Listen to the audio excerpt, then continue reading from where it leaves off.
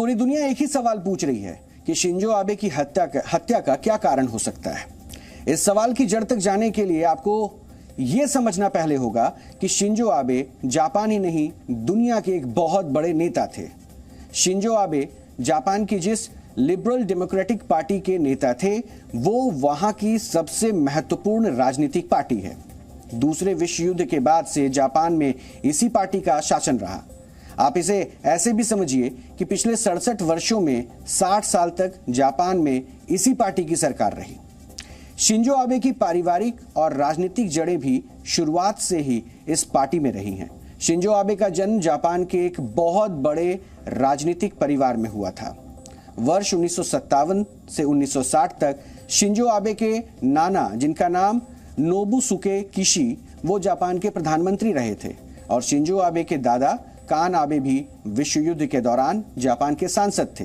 इसके अलावा उनके पिता शिंतारो आबे भी कई दशकों तक राजनीति में सक्रिय रहे और जापान की सरकार में विदेश मंत्री भी बने। हालांकि राजनीति में जो सफलता शिंजो आबे को मिली वो अभूतपूर्व थी। शिंजो आबे जापान में सबसे लंबे समय तक प्रधानमंत्री रहे। वो पहले वर्ष 2006 से 2007 तक जापान के प्रधानमंत्री रहे और इसके बाद उन्होंने वर्ष 2012 से 2020 तक जापान की सरकार चलाई। हालांकि पेट में अल्सर की समस्या की वजह से उन्हें दोनों बार प्रधानमंत्री के अपने पद से इस्तीफा देना पड़ा। वर्ष 2012 से 2020 के बीच जब वो जापान के प्रधानमंत्री थे, तब उन्होंने जापान की सैन्य व्यवस्था में बड़े बदलाव करने की कोशिश की। इसमें पहला बदलाव था जापान की सेना को देश की सीमा के बाहर जाकर लड़ने का अधिकार देना। इसके लिए शिंजो आबे ने वर्ष 2015 में जापान के संविधान में बड़ा बदलाव किया और इसके बाद जापान में उनका जबरदस्त विरोध भी शुरू हो गया। असल में शिंजो आबे जापान को सैन्य रूप से एक मजबूत देश बनाना चाहते थे, जबकि जापान के नागरिक हमेशा से इसके खिलाफ रहे हैं। इसका एक बड़ा कारण है जापान के संविधान का आर्टिकल 9, ये आर्टिकल जापान को सिर्फ आत्मरक्षा के लिए जरूरी सैनिक रखने की इजाजत देता है। अभी जापान एक तय संख्या से ज्यादा सैनिक नहीं रख सकता। यानी जापान दुनिया की तीसरी सबसे बड़ी अर्थव्यवस्था है, लेकिन उसके पास अपनी कोई विशाल सेना नहीं है। और ऐसा इसलिए है क्योंकि जापान के संविधान में सेकेंड वर्ल्ड वॉर के बाद ये शर्त शामिल की गई थी कि जापान कभी किसी अंतर्राष्ट्रीय विवाद को सुलझाने के लिए किसी युद्ध में हिस्सा नहीं लेगा और सेना का इस्तेमाल भी सिर्फ अपनी आत्मरक्षा के लिए करेगा।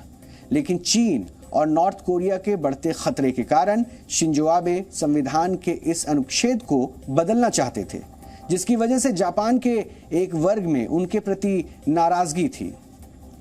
और चीन के सरकारी अखबार ग्लोबल टाइम्स का कहना है कि यही नाराजगी और असंतोष शिंजो आबे की हत्या का एक बड़ा कारण हो सकता है। ग्लोबल टाइम्स ने अपने ट्वीट में इस बात का जिक्र किया है। शिंजो आबे की हत्या करने वाला व्यक्ति खुद एक पूर्व नौसैनिक है, जिसकी वजह से ये आशंकाएं और गहरी होती हैं। हालांकि इस मामले में संदेह चीन को लेकर भी है। शिंजो आबे जब प्रधानमंत्री थे तब उन्होंने चीन के खिलाफ जापान की संसद में कई प्रस्ताव पास किए। इसके अलावा उन्होंने चीन के खिलाफ क्वाड को भी एक्टिव किया, इसलिए चीन भी सवालों के रडार में है। हालांकि जापान की सरकार ने अभी आधिकारिक रूप से इस हत्या के पीछे कोई कारण स्पष्ट नहीं किया है। 誠に残念であり、言葉もありません。